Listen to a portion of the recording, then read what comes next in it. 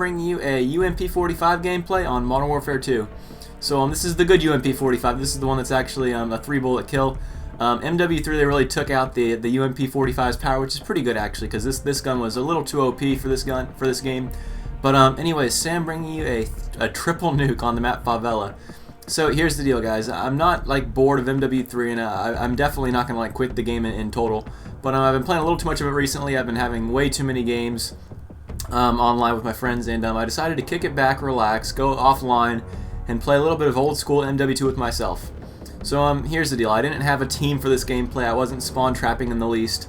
In fact, the other team ended up, over half of them had a positive kill-death ratio. My team was the one that sucked. Our team was just going for the objective, which is good because I wasn't. But basically, this game was just kind of that 1 in a million game where everything just played out for me. You know, I had a horrible team that didn't get any of my kills, and they all planted objective, which is good because otherwise we wouldn't have won the game. Whereas the other team, they were all right. Like they were all, you could check the scoreboard at the end. None of them went negative except for like 2 guys, and both those guys were the ones that were defusing the bombs. But I got really lucky in that the bombs were planted off. You know, the other team wasn't perfect, but I also got unlucky in that they were all using noob tubes. So you'll see here throughout the game, the first life I get my nuke. The second life, and then I kill myself because I went in this game trying to get more than 1 nuke, and that was basically my goal. My goal was 2 nukes. I ended up getting 3, so I decided to take it.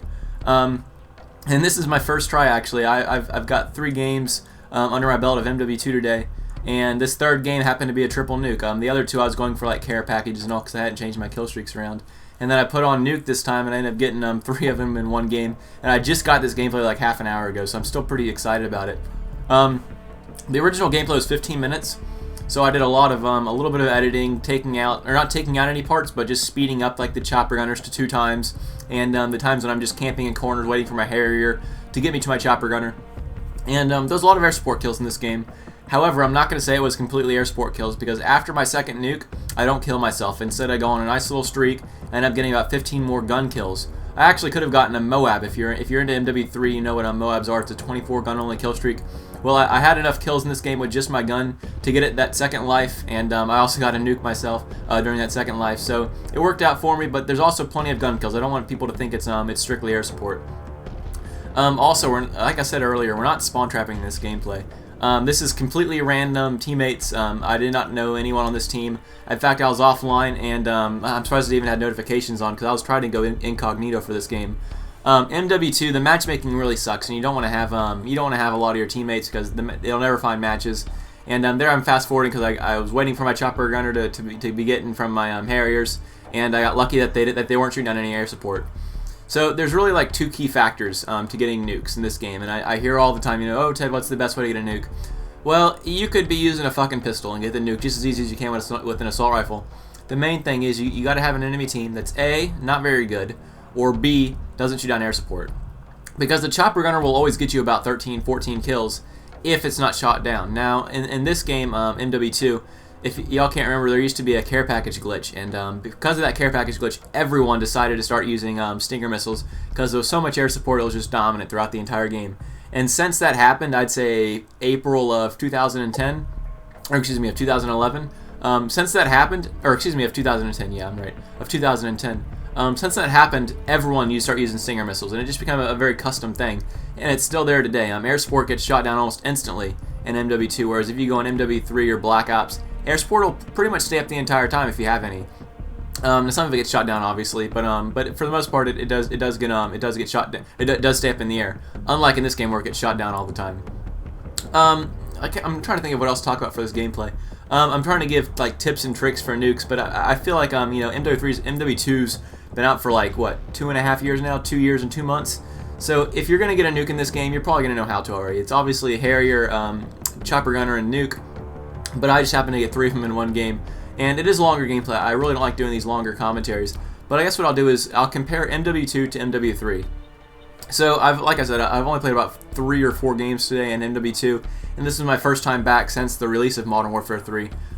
So what I'll go ahead and say is the main things I don't like about MW2 are the vast increase in times I got knifed, the vast increase in times I got exploded by whatever means, either grenades, grenade launchers, any sort of explosive claymores, and also I had a much more frustrating time. Even throughout this gameplay, there's a time later on where I get 3 deaths in a row in this game, and I only had 5 total deaths. I got 109 kills in 5 deaths, and 3 of those deaths were in complete sequence with no break of kills in between. And it was because of a knife, a grenade launcher, and then I think I got outplayed one of the times I didn't have enough cover. So the knife and the grenades in this game are about half the kills. You can see, just look at the kill feed there, 2 knives in the kill feed.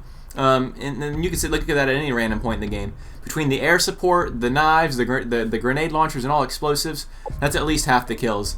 Whereas when you go inside Modern Warfare 3, you're going to notice it's almost all gun-on-gun kills. Now granted, some of the guns in MW3 are a little unbalanced, like the Type 95 and the MP7, but they are guns. And I'd much rather die to an overpowered gun than an overpowered explosive. The other thing is that when you died to explosives in this game, you kind of flew back and your character made a mean grunt.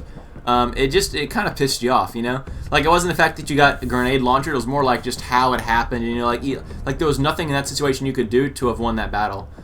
Even if you have on blast shield in this game, which is an equipment in this game, you still can't survive danger close grenade launchers. At least you can survive them a little bit more, but still, I mean, they're still like 3 or 4 times more than maximum damage that your character can withstand. So it's kind of silly. It was very unbalanced. I don't know why they never fixed them. I mean, it's honestly like the glaring problem with this game. If you ever talk to anyone and be like, "Oh, what's the main problem you have with MW2?" It'll either be commando knives or grenade launchers. And here, this dumbass teammate, I thought he was an enemy with a sniper rifle. I was trying to figure out. I didn't understand the sounds of the gun, and that's why, because they were friendly sounds of guns. And I was trying to figure out like who's shooting at me. And it's this dumbass teammate who's just stoked that I've gotten 2 nukes in one game. And then I go on to get 3 nukes in one game, and I've got them all muted right now. I don't know what they're screaming about. They're probably little 3-year-olds.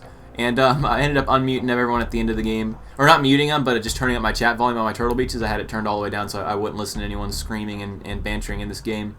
And I turned it up at the very end, and one guy's like, "Holy shit, Ted just got a nuke!" And I was like, "Yeah, I actually got 3 nukes," but and he just like went crazy when I said that. So it was a lot of fun. And this game's got I like that factor about this game. How this game's a lot more epic. Like getting a nuke in this game is insane. Everyone will like call you out, try to add you on their friends list, wonder how you got it. In MW3, if you get like Moabs, like it's cool. Like I love the fact that it kills every enemy player and EMPs the other team. But I wish it ended the game. And I'm kind of alone on that, I think, because I know that most people hated how it ended the game and kind of made kills the objective for every game. Well, nukes are very hard to get for most players, generally speaking. I mean, if I had a full team of 6 people, we could probably get a nuke every game if we all had it on. But think about it, if we all had nukes on, we wouldn't have any UAVs or any of the team support action. We'd have a more frustrating game. So in MW3, it's a lot easier to keep on like the specialist package or the support package, and everyone can do really well while not frustrating the other team. For example, the support package is the perfect example. In MW2, they made the game easy for everyone by adding in the easy-to-get kill streaks, like the Predator missile and the Chopper Gunner and the Harrier Airstrike. Things like that were a little too easy to get. And just a 4 kill streak could set it all off by getting the Predator missile.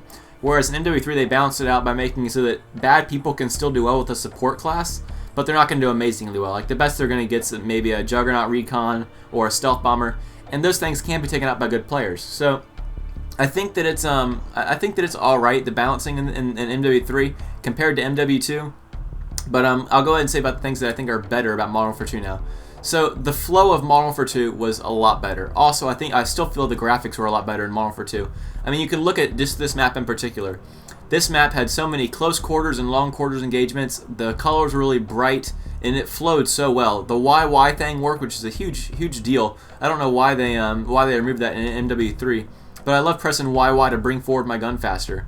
If you don't already know, whenever you switch guns in this game, if you press YY once the name appears, your gun will be ready to fire. Whereas in MW3, you've got to wait for it to come out and wait for your character to grab hold of the grip, and then you can shoot. It takes an extra quarter to half second, which might not seem like very much, but when you're in the heat of a gunfight, that's about the equivalent of reloading with sleight of hand. So it's definitely a downfall, and I don't know why they would take that out. I think it was to prevent some sort of mods in the game, but I never really ran into too many people having troubles with like the 3-round burst mods. If you did some sort of combination where you switched guns and then fired again, it'd be like a fully automatic 3-round burst gun. But it's whatever. I wish they brought back YY. That's one of the main things. And here I'm going for my 3rd nuke. I got so lucky here. So the round's almost over, right? And we were gonna win, but then they ended up defusing it, and then we ended up planting it again. And I was like, oh my goodness! Like the bomb was basically going to go off right about the time that I get out of my chopper gunner, and I didn't know whether I was going to be able to call my nuke in time.